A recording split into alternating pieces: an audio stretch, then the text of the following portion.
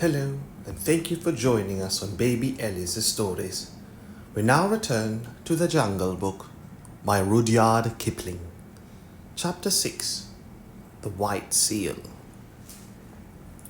Oh, hush thee, my baby, the night is behind us, and black are the waters that sparkled so green.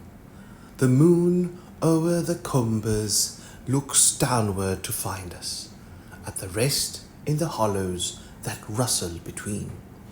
Where billow meets billow, then soft be thy pillow, our weary wee flippering, curl at thy ease. The storm shall not wake thee, nor shark overtake thee, asleep in the arms of the slow swinging seas. Seal Lullaby. "Oh, you men, Matka said, fanning herself with her hind flipper. "Why can't you be sensible and settle your places quietly? You look as though you had been fighting with the killer whale." "I haven't been doing anything but fight since the middle of May. The beach is disgracefully crowded this season. I've met at least 100 seals from Lukannon beach, house hunting. Why can't people stay where they belong? I've often thought we should be much happier if we hauled out at Otter Island instead of this crowded place," said Matka. "Bah! Only the Halushiki? Halushiki. Only the Halushiki go to Otter Island. If we went there, they would say we were afraid. We must preserve appearances, my dear." Sea Catch sunk his head proudly between his fat shoulders and pretended to go to sleep for a few minutes. But all the time he was keeping a sharp lookout for a fight. Now that all seals and their wives were on the land, you could hear their clamor miles out to sea above the loudest gales. At the lowest counting, there were over 1,000,000 seals on the beach. "Oh, oh, oh, oh, oh, oh, oh, oh." Old seals, mother seals, tiny babies, and Halushuki, fighting, scuffling, bleating, crawling, and playing together, going down to the sea and coming up from it in gangs and regiments, lying over every foot of ground as far as the eye could reach, and skirmishing about in brigades through the fog. It is nearly always foggy at Novostoshna, except when the sun comes out and makes everything look all pearly and rainbow-colored for a little while.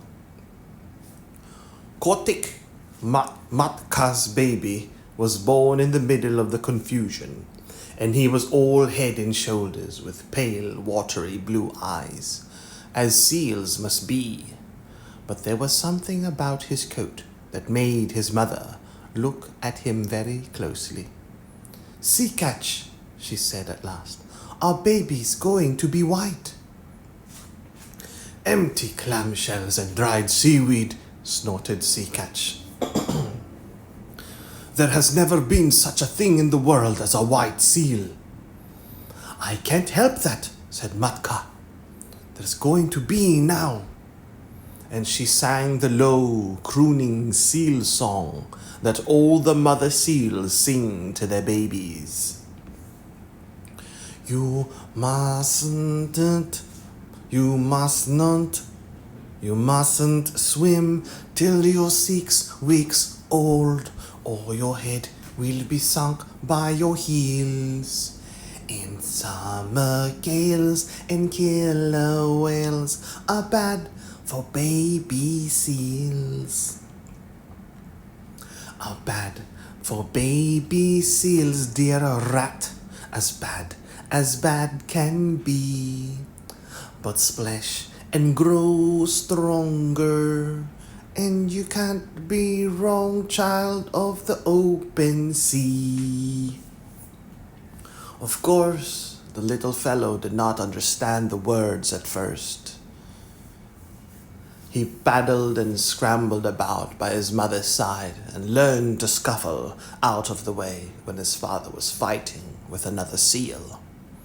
And the two rolled and roared up and down the slippery rocks. Oh, oh, oh, oh, oh, oh. Matka used to go to sea to get things to eat, and the baby was fed only once in 2 days. But then he ate all he could and throve upon it.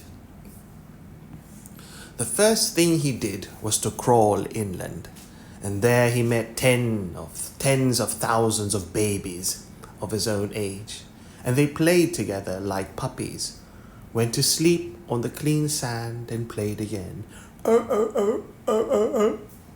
The old people in the nurseries took no notice of them, and the holashiki kept to their own grounds, and the babies had a beautiful playtime. When Matka came back from her deep sea fishing, she would go straight to their playground and call as a sheep calls for a lamb, and wait until she heard Kotik bleat. Then she would take the straightest of straight lines in his direction, striking out with her flipper and knocking the youngster's head over heels right and left. There were always a few hundred mothers hunting for their children through the playgrounds, and the babies were kept lively. But as Matka told Kotik, so long as you don't lie in muddy water and get mange, or rub the hard sand into a cut or scratch, and so long as you never go swimming when there is a heavy sea, nothing will hurt you here. Little seals can no more swim than children, but they are unhappy till they learn. The first time that Kotik went down to the sea, a wave carried him out beyond his depth, and his big head sank, and his little hind flippers flew up exactly as his mother had told him in the song. And if the next wave had not thrown him back again, he would have drowned. After that, he learned to lie in a beach pool and let the wash of the waves just cover him and lift him up while he paddled. But he always kept his eye open for big waves that might hurt. He was 2 weeks learning to use his flippers, and all that while he floundered in and out of the water and coughed and grunted and crawled up the beach and took cat naps on the sand and went back again, until at last he found that he truly belonged to the water.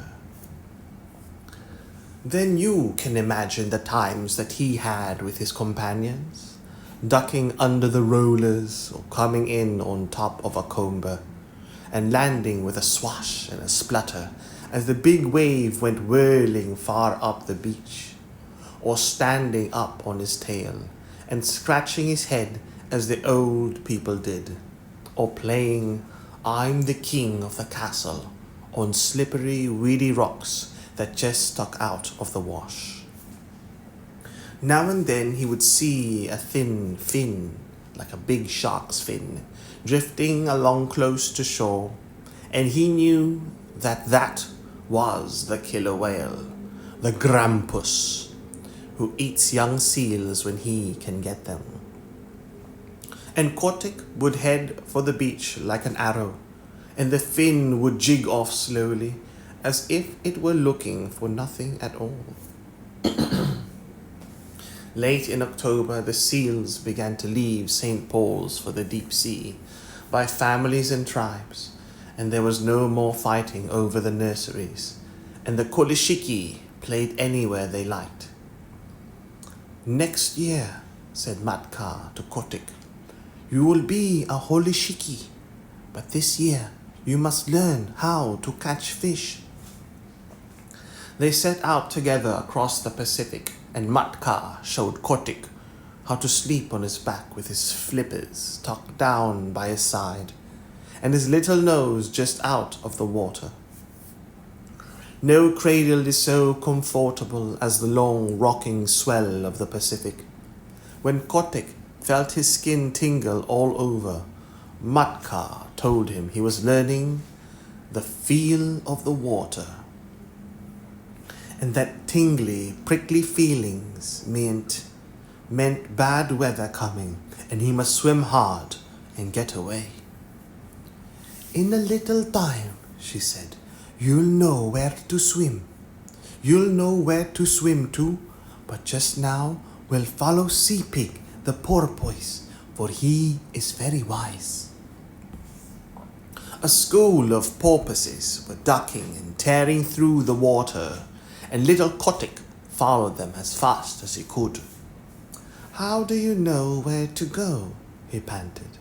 The leader of the school rolled his white eye and ducked under. My tail tingles, youngster, he said. That means there's a gale behind me. Come along. When you're south of the sticky water, he meant the equator, and your tail tingles, that means there's a gale in front of you and you must head north. Come along, the water feels bad here. This was one of the many things that Kotick learned, and he was always learning. Matka taught him to follow the cod and the halibut along the undersea banks and wrench the rockling out of his hole among the weeds, how to skirt the wrecks lying 100 fathoms below water, and dart like a rifle bullet in at one porthole and out at another, as the fishers ran. How to dance on the top of the waves when the lightning was racing all over the sky, and wave his flipper politely to the stumpy-tailed albatross and the man-o'-war hawk as they went down the wind. How to jump 3 or 4 feet clear of the water like a dolphin, flippers close to the side and tail curve to leave the flying fish alone because they are all bony. To take the shoulder piece out of a cod at full speed 10 fathoms deep, and never to stop and look at a boat or a ship, but particularly a rowboat. At the end of 6 months, what Kotick did not know about deep-sea fishing was not worth knowing. All that time he never set flipper on dry ground.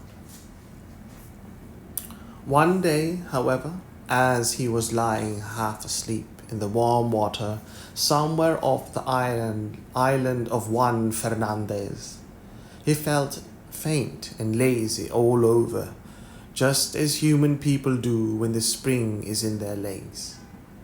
And he remembered the good, firm beaches of Nova Stoshna, 7,000 miles away. The games his companions played, the smell of the seaweed, the seal roar, and the fighting. That very minute he turned north, swimming steadily.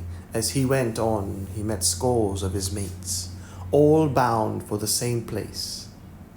And they said, "Greeting, Kotick. This year we are all holoshiki, and we can dance the fire dance in the breakers of Lukannon and play on the new grass. But where did you get that coat?" Kotick's fur was almost pure white now, and though he felt very proud of it, he only said, "Swim quickly, my bones are aching for the land." And so they all came to the beaches where they had been born and heard the old seals, their fathers, fighting in the rolling mist. Oh, oh, oh, oh, oh, oh, oh, oh. That night, Kotick danced the fire dance with the yearling seals.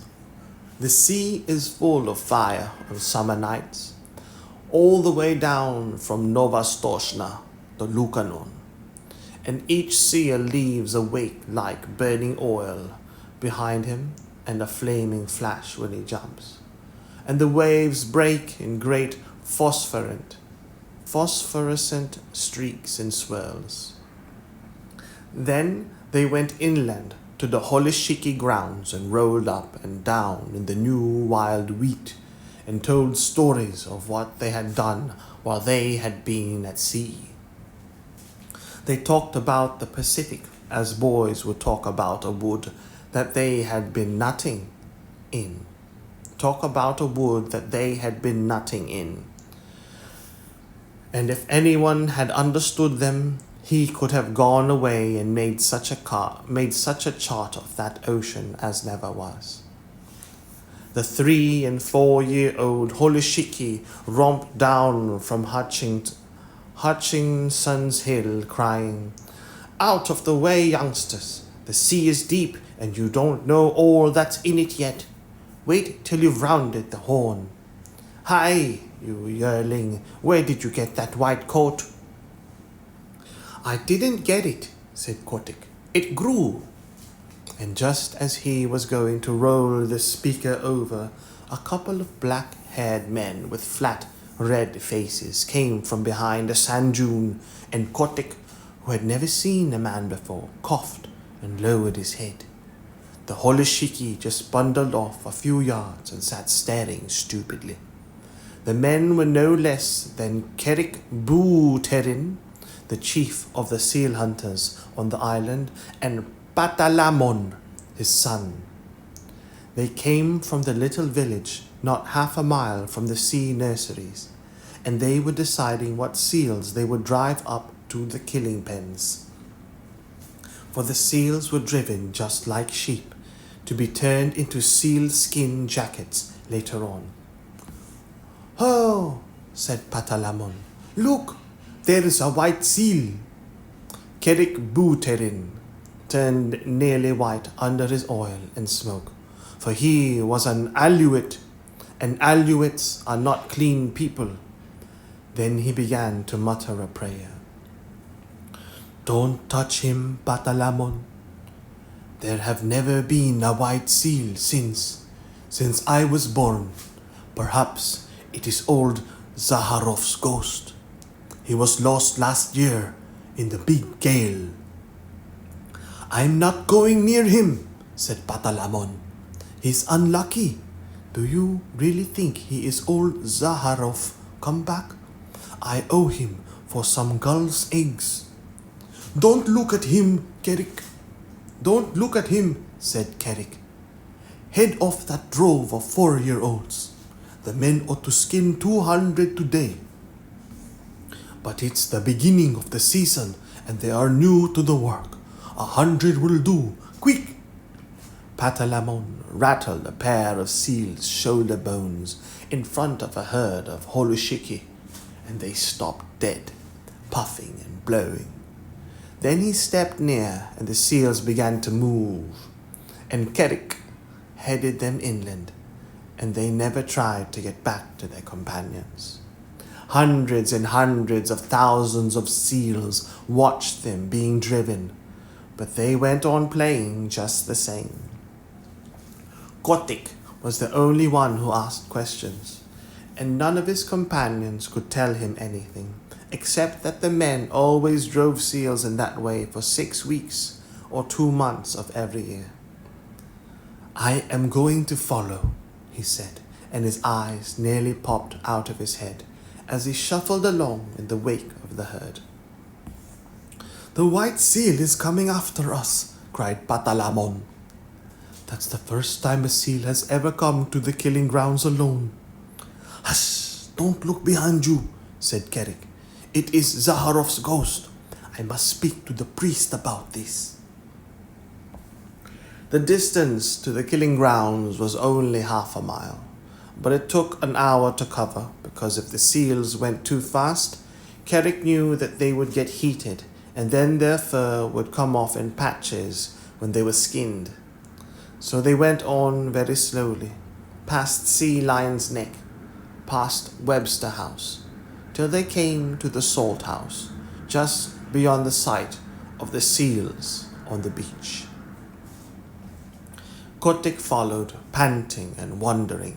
He thought that he was at the world's end, but the roar of the seal nurseries behind him sounded as loud as the roar of a train in a tunnel. Then Carrick sat down on the moss and pulled out a heavy pewter watch and let the drove cool for 30 minutes. And Kotick could hear the fog dew dripping off the brim of his cap. Then 10 or 12 men, each with an iron-bound club 3 or 4 feet long, came up, and Carrick pointed out 1 or 2 of the drove that were bitten by their companions or too hot. And the men kicked those aside with their heavy boots made of the skin of a walrus's throat. And then Carrick said, "Let go." And then the men clubbed the seals on the head as fast as they could. 10 minutes later, little Kotick did not recognize his friends anymore, for their skins were ripped off from the nose to the hind flippers, whipped off and thrown down on the ground in a pile. That was enough for Kotick. He turned and galloped. A seal can gallop very swiftly for a short time, back to the sea. His little new moustache bristling with horror. At Sea Lion's neck, where the great sea lions sit on the edge of the surf, he flung himself, flipper overhead, into the cool water and rocked there, gasping miserably. "What's there? What's here?" said the sea lion gruffly, for as a rule the sea lions keep themselves to themselves. "Shuni, ochin shkuni." "I'm lonesome, very lonesome," said Kotick. "They're killing all the halushiki on all the beaches." The sea lion turned his head inshore. "Nonsense," he said. "Your friends are making as much noise as ever. You must have seen old Carrick polishing off a drove. He's done that for 30 years. "It's horrible," said Kotick, backing water as a wave went over him, and steadying himself with a screw stroke of his flippers that brought him all standing within 3 inches of a jagged edge of a rock. "Well done for a yearling," said the sea lion, who could appreciate good swimming. "I suppose it is rather awful from your way of looking at it. But if you sealers would come here year after year, of course the men get to know of it. And unless you can find an island where no men ever come, you will always be driven." "Isn't there any such island?" began Kotick. "I've followed the Portus, the halibut, for 20 years, and I can't say I've found it yet. But look here, you seem to have a fondness for talking to your betters. Suppose you go to the Walrus Islet and talk to the sea witch. He may know something. Don't flounce off like that. It's a 6-mile swim, and if I were you, I should haul out and take a nap first, little one." Kotick thought that was good advice, so he swam round to his own beach, hauled out and slept for half an hour, twitching all over as seals will. Then he headed straight for Walrus Islet.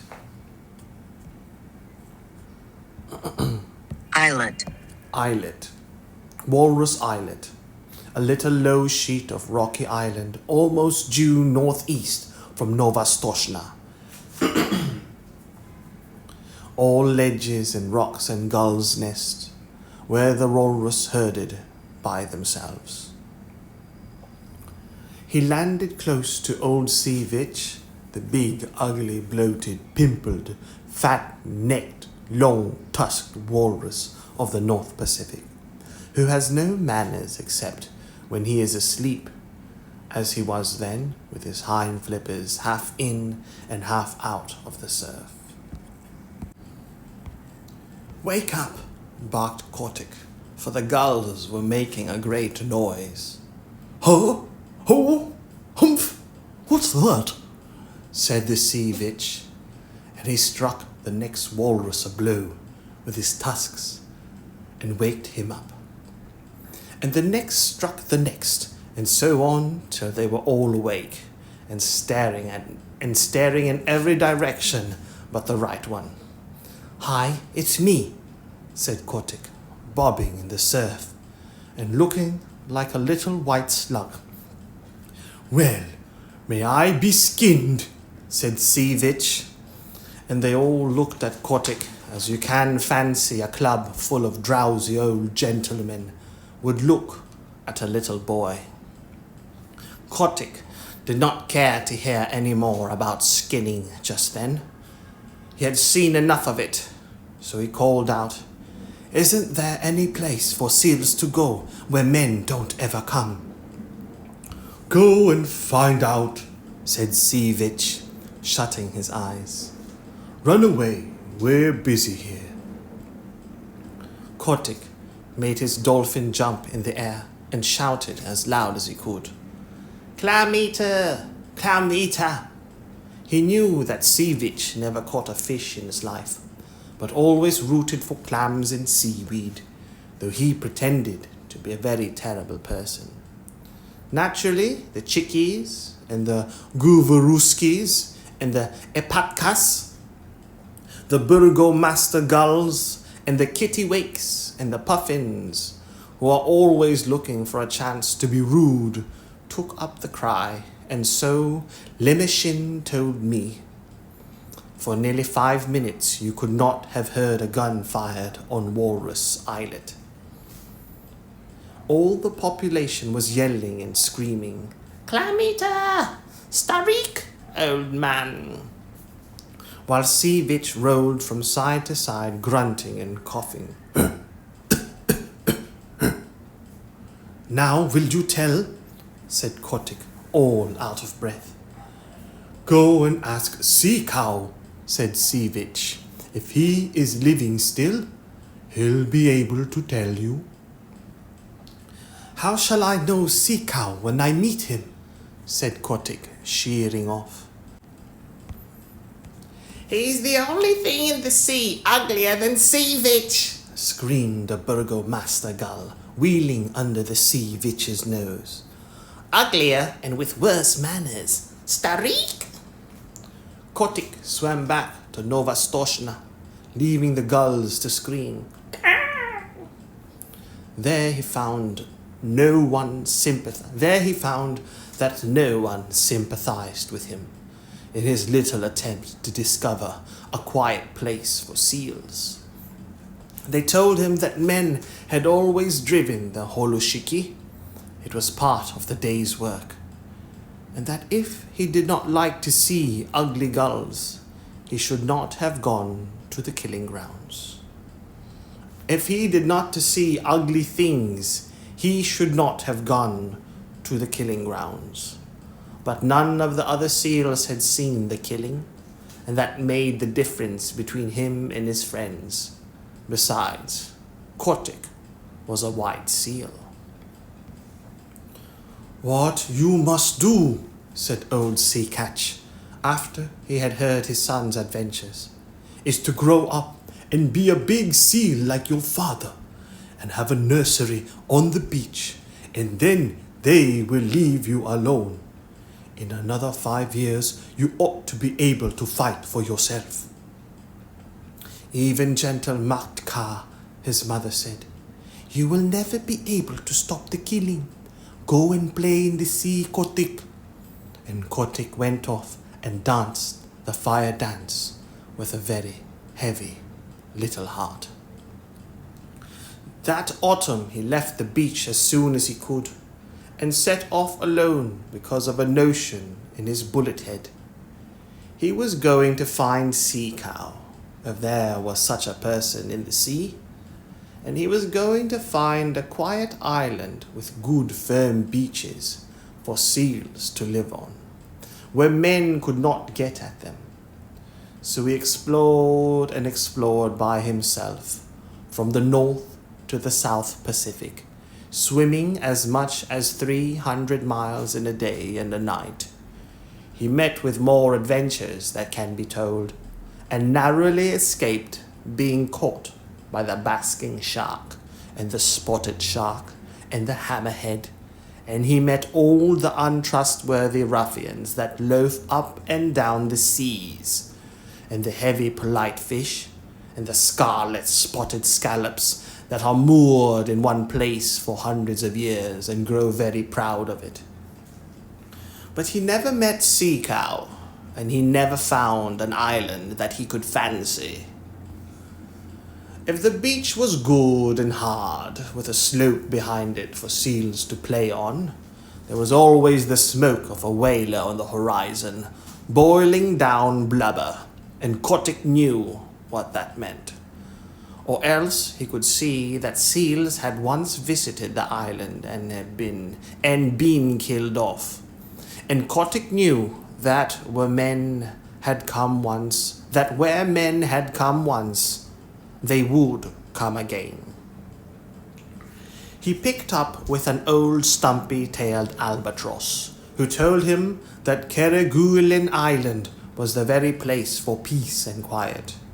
And when Kotick went down there, he was all but smashed to pieces against some wicked black cliffs in a heavy sleet storm with lightning and thunder. Yet, as he pulled out against the gale, he could see that even there had once been a seal nursery, and it was so in all the other islands that he visited. Lemeshin gave a long list of them, for he said that Kotick spent 5 seasons exploring, with a 4 months' rest each year at Novostoshna, where the Holoshiki used to make fun of him and his imaginary islands. He went to the Galapagos, a horrid dry place on the equator, where he was nearly baked to death. He went to the Georgia Islands, the Orkneys, Emerald Islands, Little Nightingale Island, Goose Island, Gouse?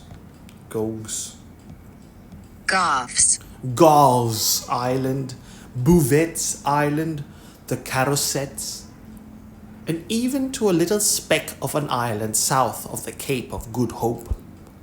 But everywhere the people of the sea told him the same things. Seals had come to those islands once upon a time, but men had killed them all off. Even when he swam thousands of miles out of the Pacific and got to a place called Cape Corrientes, that was when he was coming back from Gauss Island. He found a few hundred mangy seals on a rock, and they told him that men came here too. That nearly broke his heart, and he headed round the Horn back to his own beaches. And on his way north, he hauled out on an island full of green trees, where he found an old seal who was dying. And Kotick caught fish for him and told him all his sorrows. "Now," said Kotick, "I am going back to Novostoshna, and if I am driven to the killing pens with the Holoshiki, I shall not care." The old seal said, "Try once more. I am the last of the lost rookery of Massafuera, and in the days when men killed us by the 100,000s, there was a story on the beaches that some day a white seal would come out of the north and lead the seal people to a quiet place. I am old and I shall never live to see that day, but others will. Try once more." And Kotick curled up his mustache, it was a beauty, and said, "I am the only white seal that has ever been born on the beaches, and I am the only seal, black or white, who ever thought of looking for new islands." This cheered him immensely. And when he came back to Novostoshna that summer, Matka, his mother, begged him to marry and settle down, for he was no longer a holoshik, but a full-grown sea catch, with a curly white mane on his shoulders as heavy, as big, and as fierce as his father. "Give me another season," he said. "Remember, Mother, it is always the seventh wave that goes furthest up the beach."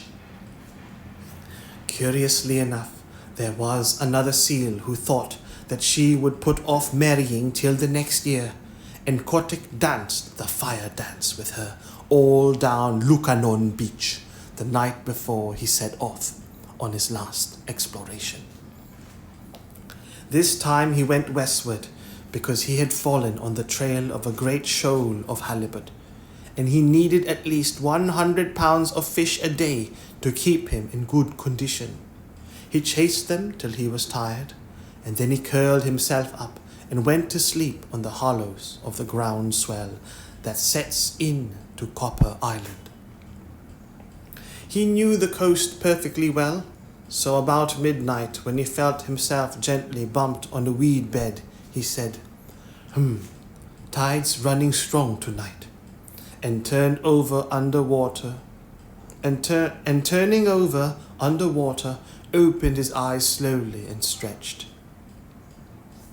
Then he jumped like a cat, for he saw huge things nosing about in the shoal water and browsing on the heavy fringes of the weeds.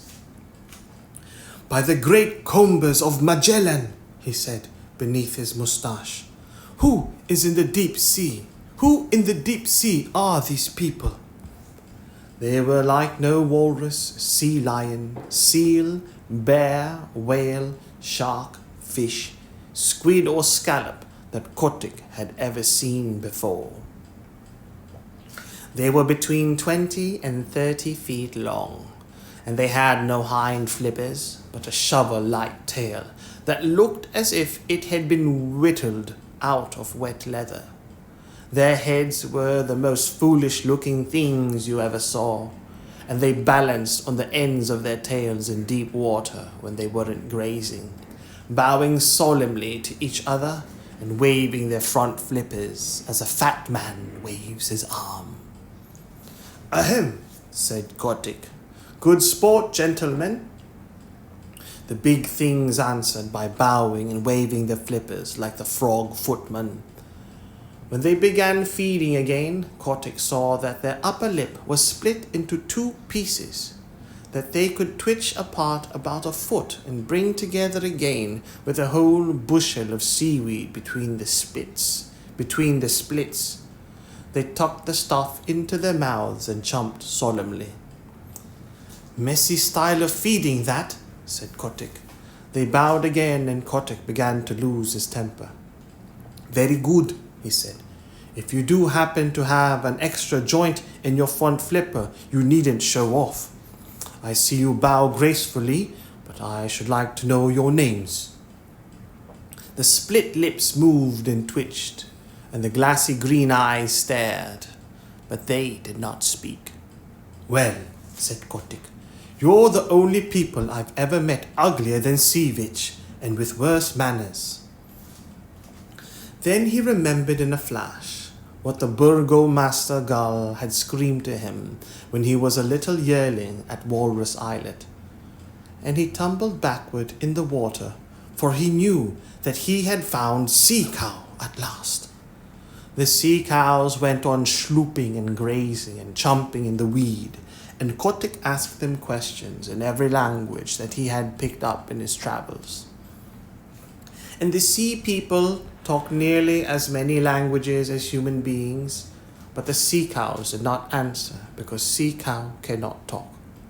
He has only 6 bones in his neck, where he ought to have 7, and they say under the sea that prevents him from speaking even to his companions.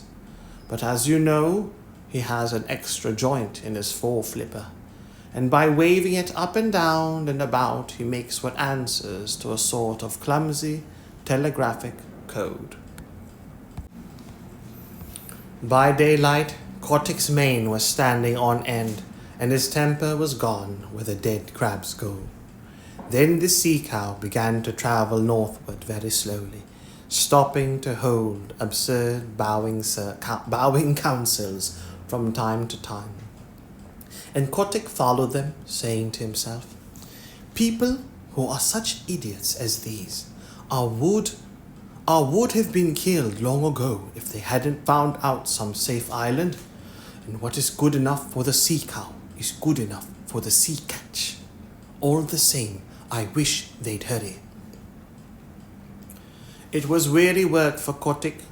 The herd never went more than 40 or 50 miles a day, and stopped to feed at night and kept close to the shore all the time. While Kotick swam round them and over them and under them, but he could not hurry them up 1/2 mile. As they went further north, they held a bowing council every few hours, and Kotick nearly bit off his moustache with impatience till he saw that they were following up a warm current of water. Then he respected them more. One night they sank through the shiny water, sank like stones, and for the first time since he had known them, began to swim quickly. Kotick followed, and the pace astonished him, for he never dreamed that a sea cow was anything of a swimmer.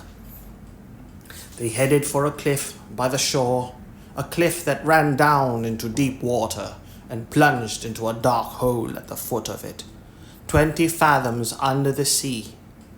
It was a long, long swim, and Kotick badly wanted fresh air before he was out of the dark tunnel they led him through.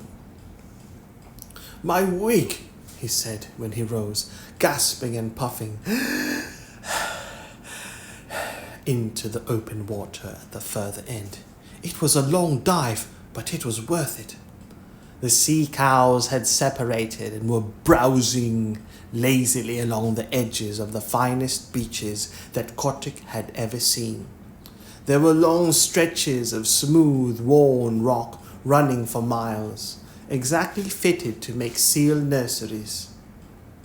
And there were playgrounds of hard sand sloping inland behind them. And there were rollers for seals to dance in, and long grass to roll in, and sand dunes to climb up and down. And best of all, Kotick knew by the feel of the water, which never deceives a true sea catch, that no men had ever come there. The first thing he did was to assure himself that the fishing was good. Then he swam along the beaches and counted up the delightful low sandy islands, half hidden in the beautiful rolling fog. Away to the northward, out to sea, ran a line of bars and shoals and rocks that would never let a ship come within 6 miles of the beach. And between the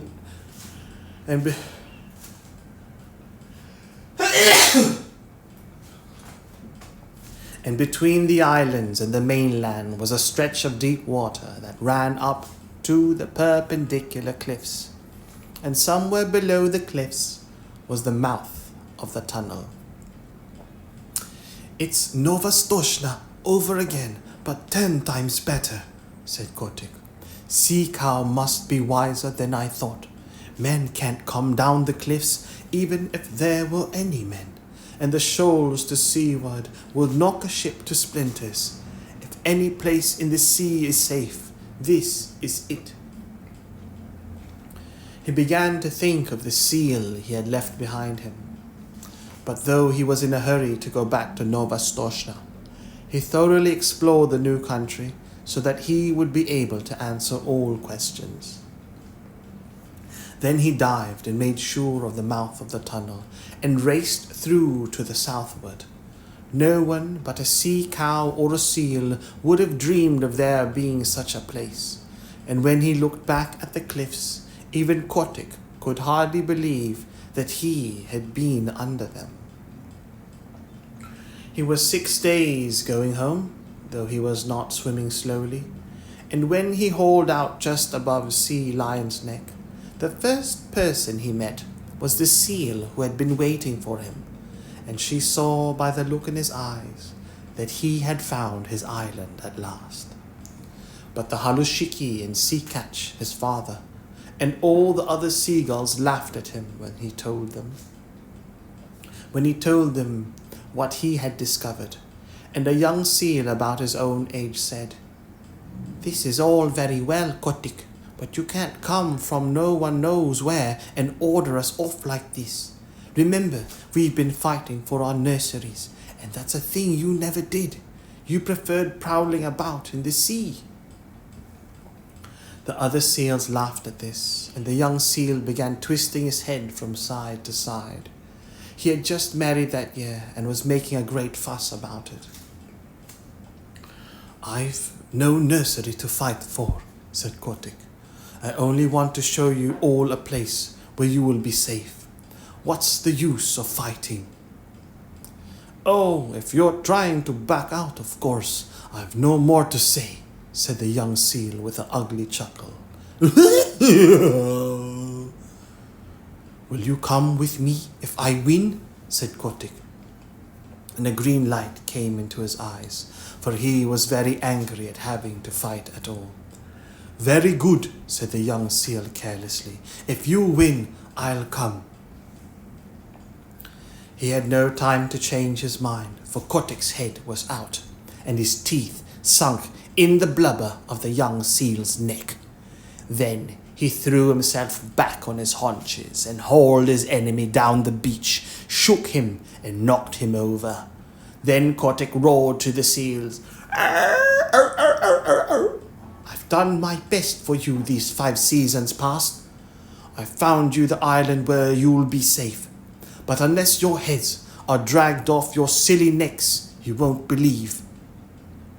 I'm going to teach you now. Look out for yourselves." Limmershin told me that never in his life, and Limmershin sees 10,000 big seals fighting every year. Never in all his little life, did he see anything like Kotik's charge into the nurseries. He flung himself at the biggest sea catch he could find, caught him by the throat, choked him and bumped him and banged him till he grunted for mercy. And then threw him aside and attacked the next. You see, Kotik had never fasted for months. Never fasted for 4 months, as the big seals did every year, and his deep sea swimming trips kept him in perfect condition. And best of all, he had never fought before. His curly white mane stood up with rage, and his eyes flamed, and his big dog teeth glistened, and he was splendid to look at. Old Sea Catch, his father, saw him tearing past, hauling the grizzled old seals about as though they had been halibut, and upsetting the young bachelors in all directions. And Sea Catch gave a roar and shouted, "He may be a fool, but he is the best fighter on the beaches. Don't tackle your father, my son. He's with you." Kotik roared in answer, "Arr!" And old Sea Catch waddled in with his mustache on end, blowing like a locomotive, "Arr!" While Matka and the seal that was going to marry Kotik cowered down and admired their menfolk. "Arr, arr, arr." It was a gorgeous fight, for the two fought as long as there was a seal that dared lift up his head, and when there were none, they paraded grandly up and down the beach, side by side, bellowing, "Arr, arr, arr, arr." At night, just as the northern lights were winking and flashing through the fog, Kotik climbed a bare rock and looked down on the scattered nurseries and the torn and bleeding seals. "Now," he said, "I've taught you your lesson." "My wig," said old Sea Catch, boosting himself up stiffly, for he was fearfully mauled. "The killer whale himself could not have cut up them worse. The killer whale himself could not have cut them up worse. Son, I am proud of you, and what's more, I'll come with you to your island if there is such a place." "Here, you fat pigs of the sea, who comes with me to the sea cow's tunnel? Answer, or I shall teach you again, roared Kotick. Arr, arr, arr. There was a murmur, like the ripple of the tide, all up and down the beaches. We will come, said thousands of tired voices. We will follow Kotick, the white seal. Then Kotick dropped his head between his shoulders and shut his eyes proudly. He was not a white seal anymore, but red from head to tail. All the same, he would have scorned to look at or touch one of his wounds. A week later, he and his army, nearly 10,000 Holishiki and old seals, went away north to the sea cow's tunnel, Kotick leading them, and the seals that stayed at Novostoshna called them idiots. But next spring, when they all met off the fishing banks of the Pacific, Kotick seals told such tales of the new beaches beyond Sea Cow's tunnel that more and more seals left Novostoshna. Of course, it was not all done at once, for the seals are not very clever, and they need a long time to turn things over in their minds.